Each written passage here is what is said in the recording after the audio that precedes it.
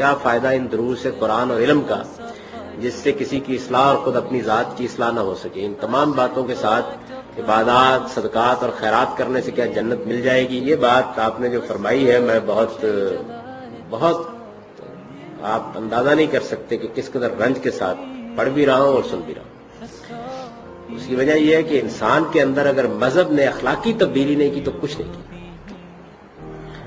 یعنی آپ کے نمازیں اور آپ کے روزے اور آپ کی حج اور آپ کی زکاتیں بالکل ضائع ہو جائیں گی اگر آپ کے اخلاقی وجود کی تربیت نہیں ہوگی۔ اصلی امتحان یہی ہے جس میں آپ کو ڈالا گیا، اور اس امتحان کا سب سے بڑا میدان آپ کا گھر ہے، اس لیے کہ وہاں تو آپ بالکل برانا ہوتے ہیں، آپ دوسروں کے ساتھ ملمہ سازی کر سکتے ہیں، ان کو فریب دے سکتے ہیں، وہاں یہ نہیں کر سکتے۔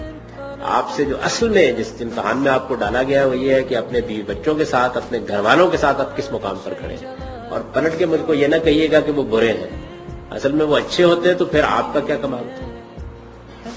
آپ کا کمال تو یہی ہے کہ بروں کے ساتھ اچھے بن کے دکھائیے، جو قرآن نے کہا ہے کہ ادفع باللتی ہے احسن، یعنی آپ برائی کا جواب بھی بھلائی سے دیں۔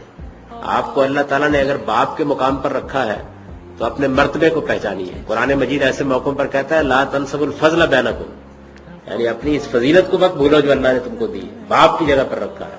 تو باپ تو سراپا شفقت ہستی ہوتی ہے، سراپا محبت ہستی ہوتی ہے۔ اگر وہ حقوق کے ادا کرنے میں، ذمہ داریوں کو پہچاننے میں، محبت اور شفقت سے بات کرنے میں کوتاہی کر رہا ہے تو اپنی بنیادی ذمہ داری سے کوتاہی کر رہا ہے۔ تو میری دستبستہ درخواست ہے، درخواست ہی کر سکتا ہوں کہ آپ کو ایک دن اپنے مالک کے حضور میں پیش ہونا ہے، اور وہاں سب سے بڑا جو امتحان ہے آپ کا، جس کا نتیجہ نکلنا ہے، وہ آپ کے اخلاقی وجود کا امتحان ہے۔ اس میں کامیابی کو اصل ہدف بنائیے۔ باقی چیزوں میں کوئی کمزوری بھی رہ گئی تو امید ہے اللہ تعالیٰ معاف کر دیں گے، لیکن یہ معاملات انسانی حقوق کے ہیں، اور انسانی حقوق کے معاملات کے بارے میں ایک دوسرا آدمی بھی اللہ تعالیٰ کے سوا آپ کا گریبان پکڑنے والا موجود ہے۔ کیا کریں گے وہاں جب وہ گریبان پکڑ لے گا اور یہ کہے گا کہ میرا حق ادا نہیں ہوا، جب بیوی یہ کہے گی کہ میرے ساتھ زیادتی کی گئی، جب بچے یہ کہیں گے کہ ہمارے ساتھ زیادتی کی گئی، تو آپ کو کوئی بچانے والا نہیں ہوگا وہاں۔ تو اس لیے میری گزارش یہ ہے کہ ہر آدمی اپنے اعمال کردار کا جائزہ لے، اور کبھی اس غلط فہمی میں مبتلا نہ ہو کہ میں جو اخلاقی بدتمیزیاں کرتا ہوں اس کا ازالہ یہ ہے کہ 2 نفل اور پڑھ لوں گا یا 2 روپے اور خیرات کر دوں گا۔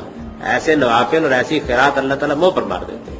رسول اللہ صلی اللہ علیہ وسلم نے اس کا فیصلہ کر دیا تھا جب اس بی بی کے بارے میں پوچھا گیا کہ اس کے ہمسائے اس کے اخلاق سے تنگ ہیں لیکن نمازیں بہت پڑھتی ہے، بڑی تہجد گزار ہے، پیشانی پر گٹھا پڑا ہوا ہے، تو آپ نے فرمایا جہنم میں جائے گی، جہنم میں جائے گی۔ تو اس وجہ سے یہ سمجھ لیجئے کہ اصل امتحان کیا ہے۔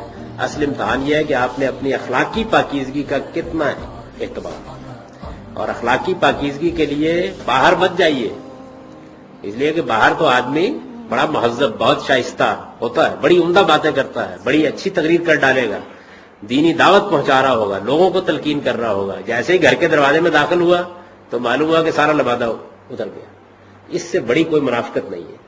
اس لیے سب سے پہلے آپ کو اپنے گرد و پیش، اپنے ماحول، اپنے گھر میں اعلیٰ انسان بنانے کی کوشش کیجیے۔ آپ وہاں کامیاب ہو گئے تو سمجھیے کہ آپ